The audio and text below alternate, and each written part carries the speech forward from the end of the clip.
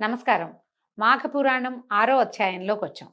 ముందు అధ్యాయంలో కౌత్సుడు వాళ్ళ అమ్మా నాన్న పెళ్లి సంబంధాలు చూస్తున్నారని, తనకి ఎట్లాంటి కన్య కావాలి, అసలు ఒక పెళ్లి చేసుకోవాలంటే కన్యకి ఎలాంటి లక్షణాలు ఉండాలి, అలాంటి అమ్మాయి వెతకాలంటే అలాంటి అమ్మాయి లేకపోతే మానేయమని కాదు, అమ్మాయిలందరూ ఇలాంటి లక్షణాలు అలవర్చుకోవాలని చెప్పటం.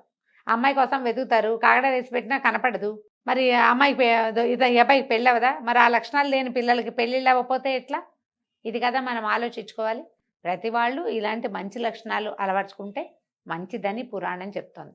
ఈ గాథని వశిష్ఠ మహర్షి దిలీప మహారాజుకి తెలియజేస్తున్నారు. ఇది చెప్తున్నారు, ఈ పెళ్లి సంబంధాలు వెతికే సమయం వచ్చేసరికల్లా వీళ్ళకి భోగాపురంలో సదాచార సంపన్నుడు, దైవభక్తి పరాయణుడైన ఒక సద్బ్రాహ్మణుడు ఉండేవాడు. అతనికి సద్గుణరాశి, శీలవతి, సౌందర్యవతి అయిన ఒక కుమార్తె కలదు. ఆమె పేరు సుశీలట. బుద్ధిమంతురాలైన సుశీల బాల్యం నుంచే భగవంతుడి పట్ల మిక్కిలి భక్తితోటి ఉండేది. ఎల్లప్పుడూ ఏదో ఒక వ్రతాన్ని కానీ పూజను కానీ చేస్తూ ఉండేది. పురాణ గాథలంటే ఆమెకి ఎంతో ప్రీతి. నిత్యము దైవభక్తి అందే కాలం గడిపేది. కొంతకాలం గడిచాక ఆమెకి యుక్త వయసు వచ్చి చక్కని అందాల భరిణగా అతిలోక సౌందర్యవతిగా రూపుదిద్దుకుంది. పిల్ల కొంచెం పెద్దదైంది, భక్తిగా బుద్ధిగా ఉండేదన్నమాట. సద్గుణరాశి, సౌందర్యవతి అయినటువంటి సుశీల గుణగణాలు తెలుసుకున్న మృగశృంగుడు ఆమెను వివాహం చేసుకోవడానికి ఉత్సాహం కనబరిచాడు. సరే, వాళ్ళ అమ్మా నాన్న వీళ్ళ అమ్మా నాన్న పెళ్లి సంబంధం మాట్లాడుకున్నారు. పెళ్ళిళ్ళు పైగా ఏంటంటే ఆ రోజుల్లో ముహూర్తాలు తక్కువ ఉన్నాయి, కొంచెం గ్యాప్ వచ్చిందనమాట సంబంధం స్థిరపరచుకున్నాక. ఇది ఇలా ఉండగా అది మాఘమాసం అవటం చేత ఒకనాడు సుశీల తన ఇద్దరు స్నేహితురాళ్లతో కలిసి కావేరీ నదికి నదీ స్నానానికి వెళ్ళింది. ఇది ఎప్పుడు జరుగుతుంది? కావేరీ నదీ స్నానం అంటే ఉదయమే, సూర్యోదయానికి పూర్వం. ఒక్క రవ్వ కను చీకటిగా ఉంది, మరీ చీకటి లేదు, ఎందుకంటే చలికాలం తగ్గిపోతుంది కదా. కానీ కొంచెం ఒక మాదిరి కను చీకట్లో ముగ్గురు ఆడపిల్లలు కలిసి ఈ నదీ స్నానానికి కావేరీ నదికి బయలుదేరారు.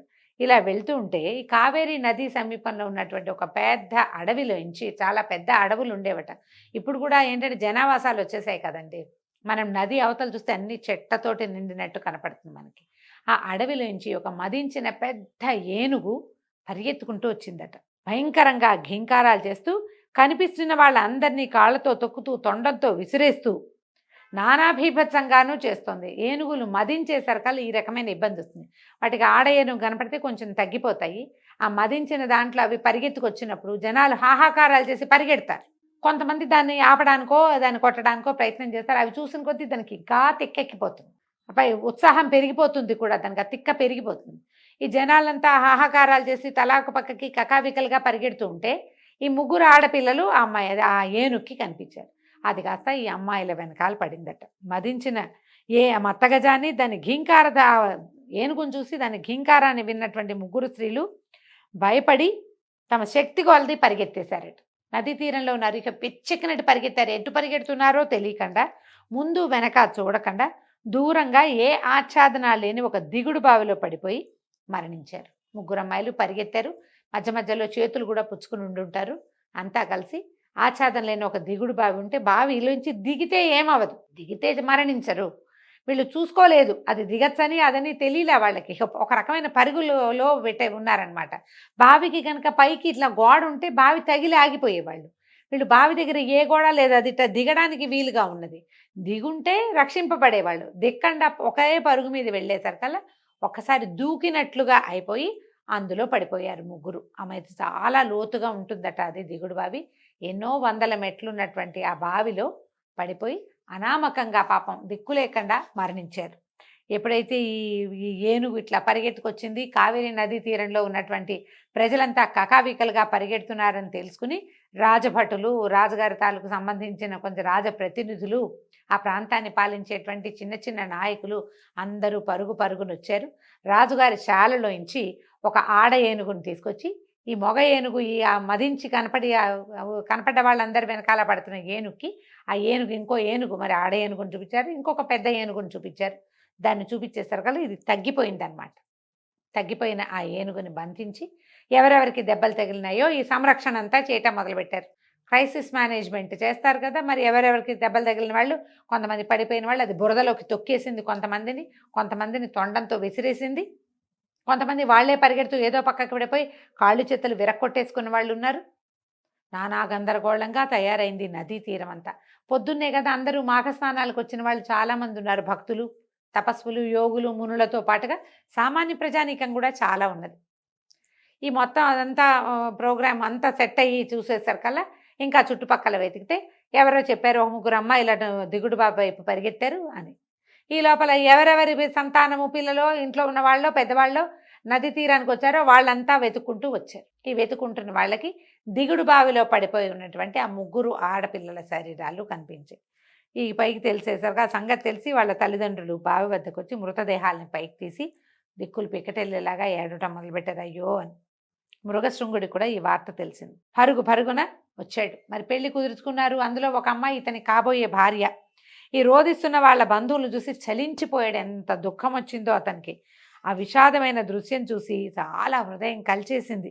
ఎందుకు ఇట్లా జరిగింది, ఎలాగైనా వీళ్ళని బతికించాలని నిర్ణయించుకొని వాళ్ళ తల్లిదండ్రులతోటి ఏం చెప్పాడంటే, ఈ మృతదేహాల్ని ఖననం కానీ దహనం కానీ చేయదు.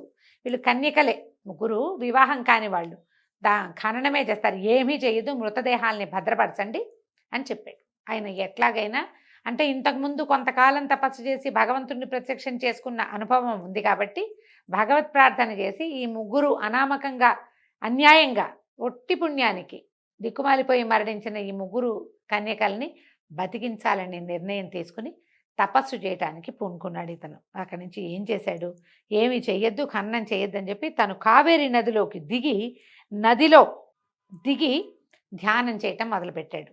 ఇంతలో ఆ ఏనుగు కాస్త లొంగి వాళ్ళతో పాటు వెళ్తున్నట్టుగా ఉన్నది. మళ్ళీ పిచ్చి పట్టినట్టుగా పిచ్చిగా భీకరంగా ఘీంకారం చేసుకుంటూ ఈ నీళ్లలో తపస్సు చేసినటువంటి మృగశృంగుడి దగ్గర నీటిలోకి పరిగెత్తుకుంటూ వచ్చిందనమాట. ఈయన నీళ్లలో కూర్చున్నాడు, నీటి అడుగును కూర్చుని తపస్సు చేసుకుంటున్నాడు, ధ్యానం చేస్తున్నాడు. ఆ ఏనుగు తనని పట్టుకున్న తాళ్ళని మనుషుల్ని విదిలించేసి ఒక పెద్ద పెట్టుని పిచ్చెత్తిన దానిలాగా నీళ్లలోకి కావేరీ నదిలోకి పరిగెత్తుకుంటూ వచ్చింది. ఆ రావడం లోపల తపస్సు చేస్తున్నటువంటి మృగశృంగుడి దగ్గరకు వచ్చింది. మృగశృంగుడు చెలించలేదు, భయపడలేదు. తదేక ధ్యానంతో ధ్యానమే చేస్తూ ఉండిపోయాడు. ఈ ఏనుగు ఏమనుకుందో ఏం చేసింది, ఆ తన తొండంతో ఈ మృగశృంగుడిని పైకి లేపి తన వీపు మీద కూర్చోబెట్టుకుంటాయి. ఏనుగులు చేస్తాయి కదా, కిందున్న తీసి తన మూపు మీద పెట్టుకుంటాయి. ఎప్పుడైతే ఈ పైకి పెట్టుకుందో ఈయన ఏమనుకున్నాడంటే, భయపడలా, ఇదంతా శుభసూచకమే, మన మంచికేనని ఆయన ఇట్లా నీళ్ళలోంచి చూస్తున్నాడు కదా, ఈ చేతుల్లోంచి ఇట్లా నీళ్లు తీసుకున్న నీళ్ళని మంత్రించి ఏనుగు కుంభస్థలం మీద చల్లాడట. ఎప్పుడైతే చల్లి అక్కడి నుంచి ఏం చేశాడు, 2 చేతులతో ఆ ధ్యానం కళ్ళు మూసుకునే ఉన్నాడు. ఆ ఏనుగు శరీరం అంతా చేతికి అందినంత మేర నిమిరాడు. ధ్యానం అంటే మంత్రం పునశ్చరణ చేస్తూనే ధ్యాన మంత్రం, నారాయణ మంత్రం చేస్తున్నాడు. ఆయన ఏ మంత్రం చేస్తున్నాడో మనకి పురాణంలో చెప్పబడదు, కానీ తన అనుష్ఠానంలోనే మంత్ర జపం చేసుకుంటూనే ఈ ఏనుగుని ఒళ్ళంతా నిమిరేసరికల అంతే ఒక్కసారి ఆ ఏనుగట ఒక అత్యద్భుతమైన దేవతగా మారిపోయిందట. ఓ సద్బ్రాహ్మణ కుమార, నీ వల్ల నాకు శాప విమోచనం కలిగింది, ధన్యురాలిని అని మృగశృంగుడికి నమస్కారం చేసింది. ఎవరు ఏమిటి అని ప్రశ్నించేసరికల్లా నేను ఒక గంధర్వాంగనని, శాపవశాత్తు ఇట్లా ఏనుగుగా మారాను, ఎంతమందినో పొట్టను పెట్టుకున్నాను, కానీ నాకు విముక్తి లభించలేదు.